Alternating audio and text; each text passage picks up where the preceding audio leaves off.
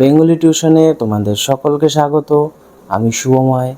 আজ তোমাদের চুটকি এই প্রবন্ধটির বিষয়বস্তু এবং এমসিকিউ প্রশ্নোত্তর নিয়ে আলোচনা করব। প্রাবন্ধিক বলেছেন যে সমালোচকেরা তার একটি দোষ কথায় কথায় ধরেন, যে তিনি কথায় কথায় বলেন হচ্ছে। এই কথায় কথায় হচ্ছে কথাটি বলা, এটা একটি দোষ, সেটা নিঃসন্দেহে প্রাবন্ধিক স্বীকার করেছেন। প্রাবন্ধিক এটা বলেছেন, সত্যি কথা বলতে গেলে বলতে হয় বাংলায় কিছুই হচ্ছে না। এ দেশের কর্মজগতের যে কিছু হচ্ছে না তা আমরা প্রত্যক্ষ করতে পারি, কিন্তু প্রাবন্ধিক বলেছেন এ দেশের মনোজগতেরও কিছুই হচ্ছে না। তার প্রমাণ প্রাবন্ধিক পেয়েছেন বর্ধমানের একটি সাহিত্য সম্মেলনে। এই সভার সভাপতি বলেছিলেন যে এই সমাজের কিচ্ছু হচ্ছে না, না দর্শন, না সাহিত্য, না ইতিহাস, না বিজ্ঞান, কোনো কিছুতেই কিচ্ছু হচ্ছে না। শ্রী যোগেশচন্দ্র রায়ের মতে কি মূর্ত বিজ্ঞান কি অমূর্ত বিজ্ঞান, এ দুয়ের কোনোটি বাঙালি আজ পর্যন্ত আত্মসাৎ করতে পারেনি। বিজ্ঞানের যন্ত্রভাগও আমাদের হাতে পড়েনি, তার তন্ত্রভাগও আমাদের মনে ধরেনি। এক কথায় আমাদের যে বিজ্ঞান চর্চা, সে বিজ্ঞান চর্চা রিয়েল বা সত্য নয়। সত্যের দর্শন লাভের জন্য বিজ্ঞানের সাহায্যের প্রয়োজন হয়। অতীতের জ্ঞান লাভ করার জন্য হীরেন্দ্রবাবু বর্ণিত বোধির কোনো প্রয়োজন হয় না। যদি কিছু প্রয়োজন থাকে তাহলে সেটা হলো শিক্ষিত বুদ্ধির। অতীতের অন্ধকারের ওপর সত্যিকারের আলো ফেলা বা বর্তমানের আলো ফেলাই হচ্ছে ঐতিহাসিকদের একমাত্র কর্তব্য। এই কাজটি অন্ধকারে ঢিল ছোড়ার মতো কাজ হবে না, অথচ আমরা বাঙালিরা অন্ধকারে শুধু ঢিল ছোড়া নয়, বড় বড় পাথর ছুঁড়ে চলেছি। সম্মেলনের সভাপতি বলেছিলেন যে আমরা যা করে চলেছি তা আসলে হচ্ছে চুটকি। এ কথা লাখ কথার এক কথা।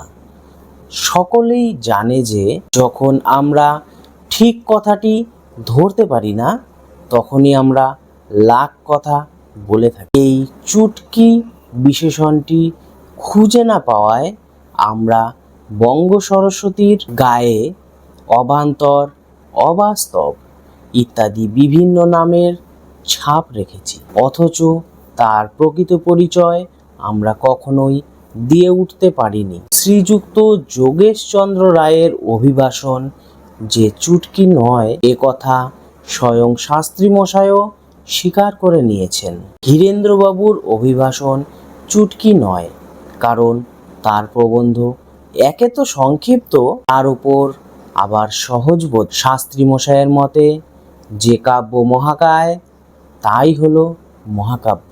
গজমাপে যদি সাহিত্যের মর্যাদা নির্ণয় করতে হয়, তবে হীরেন্দ্রবাবুর রচনাকে আমরা চুটকি বলতে বাধ্য।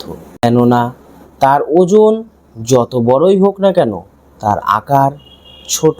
চুটকি সম্বন্ধে একটি ভালো কথা বলা যায় যে সে মুরব্বিয়ানা করে। আর চুটকির একটি দোষই আছে, যখনকার তখনই সেটি বেশি দিন বা বেশিক্ষণ থাকে না। কালিদাস ও ভবভূতির পর চুটকি আরম্ভ হয়েছিল। আর্য যুগেও চুটকি কাব্যচার্যদের কাছে অতি উপাদেয় ও মহার্ঘ বস্তু বলেই প্রতিপন্ন হতো। যাই হোক, মোট কথা হলো যে আগে আসে চুটকি, তারপর আসে মহাকাব্য এবং মহানাটক। আসল কথা, চুটকি যদি হেয় হয় তাহলে কাব্যের চুটকিত্ব তার আকারের ওপর নয়, আর প্রকারের ওপর নির্ভর করে। না হলে সমগ্র সংস্কৃত সাহিত্যকেই চুটকি বলে প্রতিপন্ন করা হতো। কেননা সংস্কৃত ভাষায় 4 ছত্রের বেশি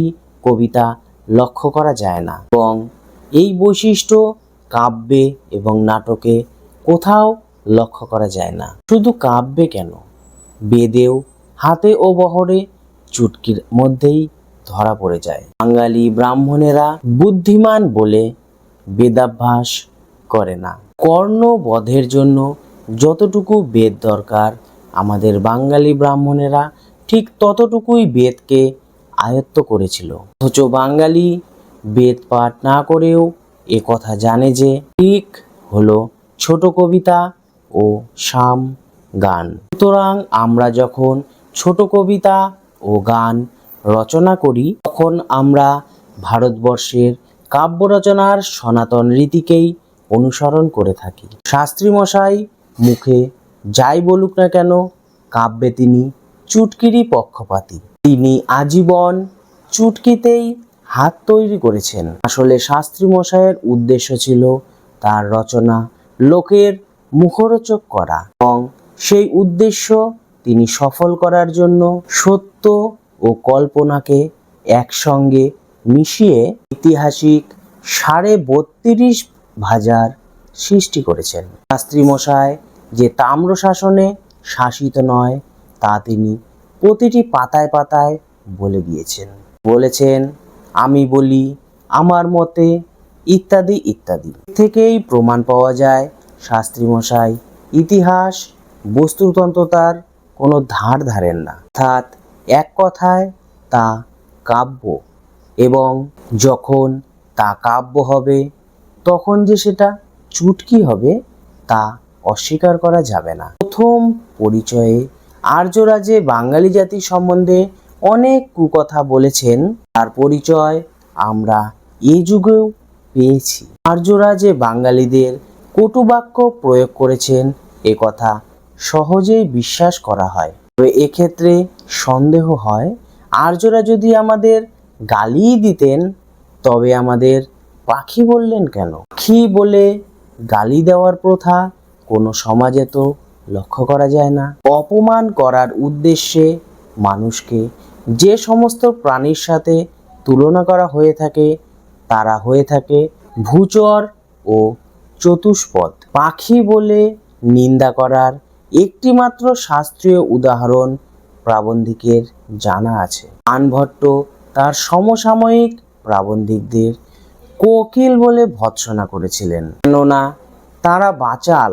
অবগাধাকে গাধায় রূপান্তরিত করার প্রসঙ্গে কেউ কেউ বলতে পারেন যে সেকালে যে গাধা ছিল তার কোনো প্রমাণ নেই। তবে আরেকটি কথা, গাধা যদি না থাকতো তবে একালে এত গাধা এলো কোথা থেকে? যে বিদেশ থেকে এসেছে তাকে আমরা ঘোড়া বলেই জেনে থাকি। তথা পগেয়া ভুটিয়া, তাজি আরবি ইত্যাদি।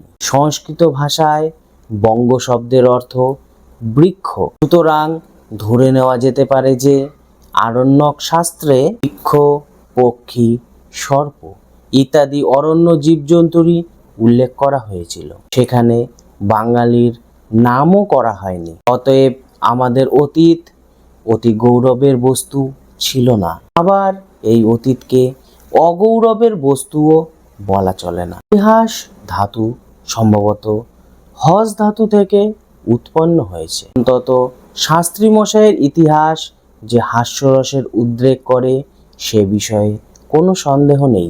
এমনকি প্রাবন্ধিকের মনে হয় শাস্ত্রী মশাই পুরাতত্ত্বের ছলে আত্মশ্লাঘাপরায়ণ বাঙালি জাতির সঙ্গে একটি মস্ত বড় রসিকতা করেছেন।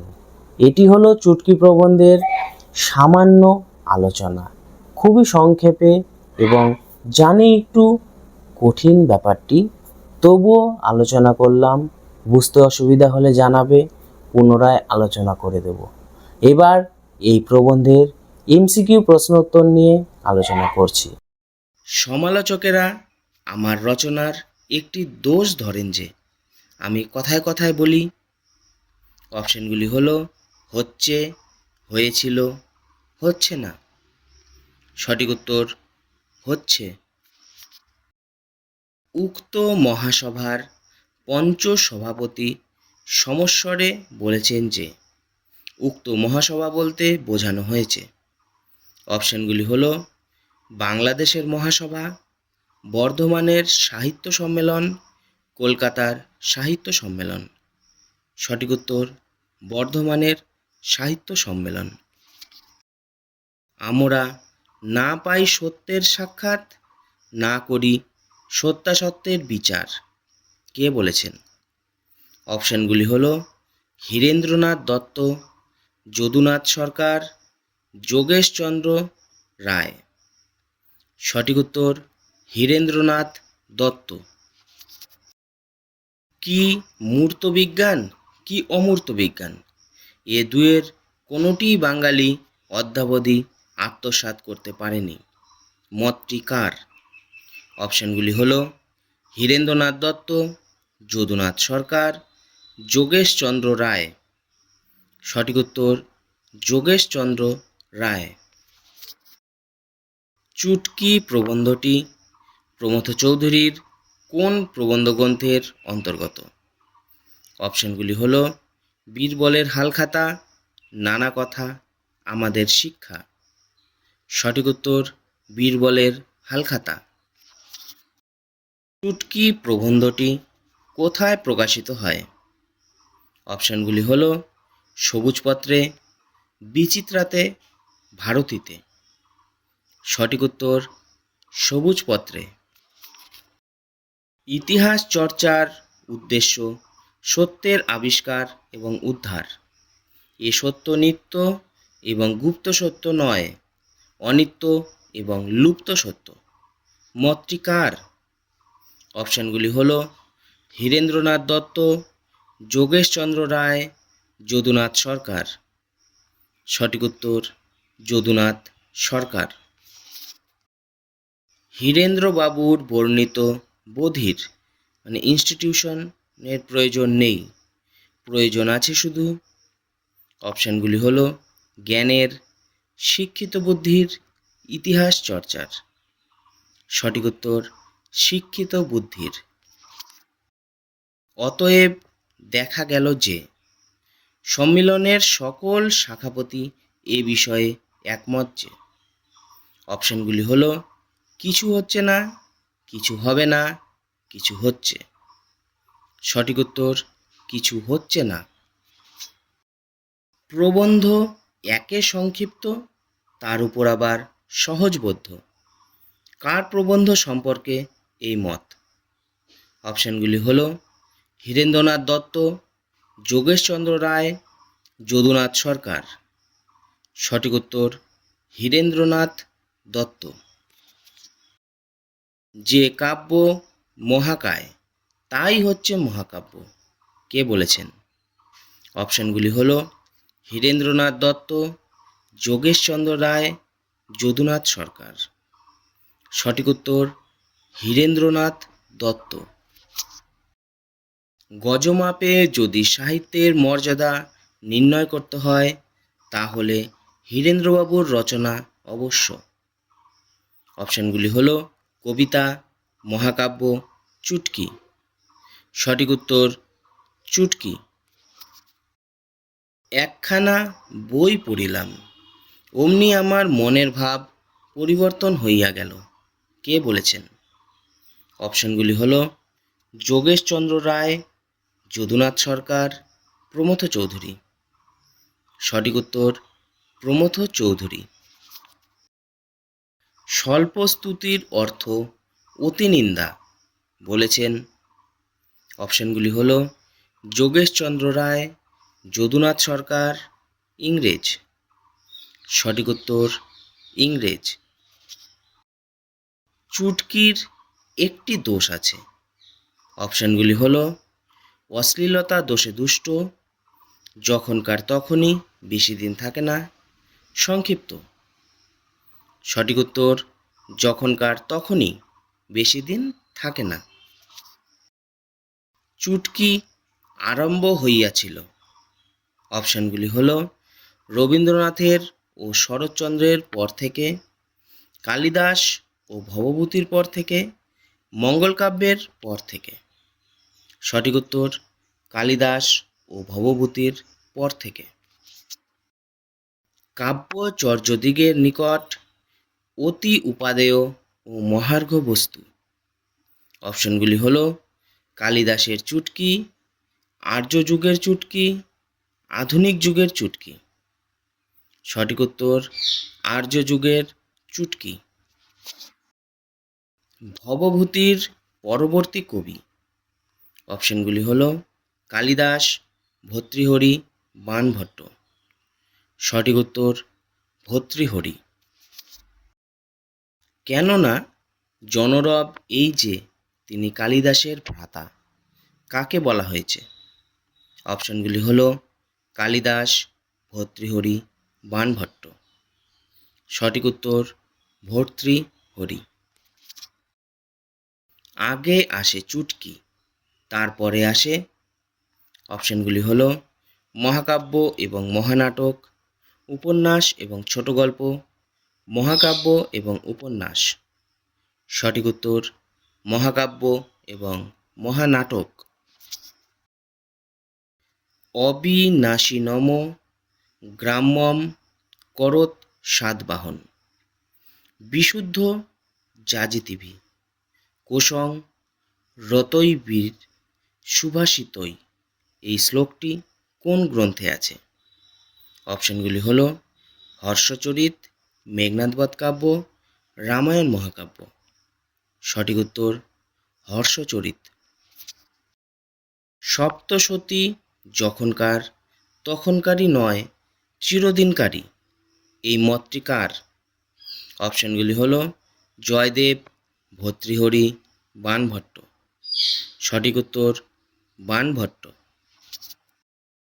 বাঙালি ব্রাহ্মণ বুদ্ধিমান বলে বেদাভ্যাস করে না, কে বলেছেন?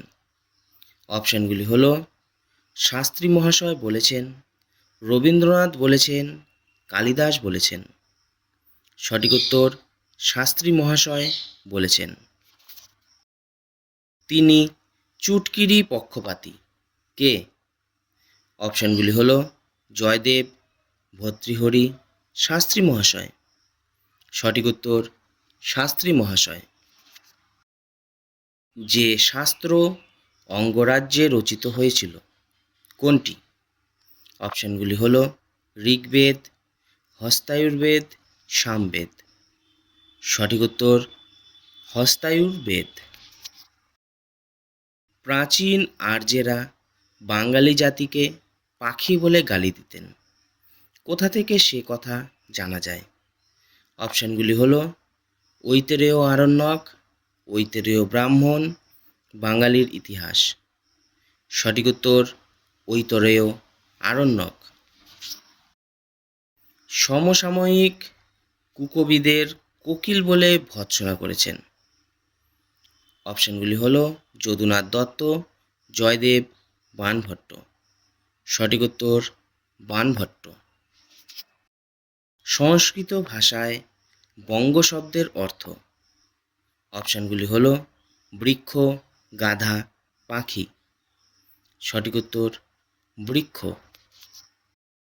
হীরেন্দ্রনাথ বাবু আলোচনা করেছেন। অপশনগুলি হল দর্শন নিয়ে, বিজ্ঞান শব্দ নিয়ে, ইতিহাস শব্দ নিয়ে। সঠিক উত্তর দর্শন নিয়ে। যোগেশ বাবু আলোচনা করেছেন। অপশনগুলি হল দর্শন নিয়ে, বিজ্ঞান শব্দ নিয়ে, ইতিহাস শব্দ নিয়ে। সঠিক উত্তর বিজ্ঞান শব্দ নিয়ে। চুটকি প্রবন্ধটি কবে প্রকাশিত হয়? অপশনগুলি হল জ্যৈষ্ঠ 1322, বৈশাখ 1319, আষাঢ় 1320। সঠিক উত্তর জ্যৈষ্ঠ 1322।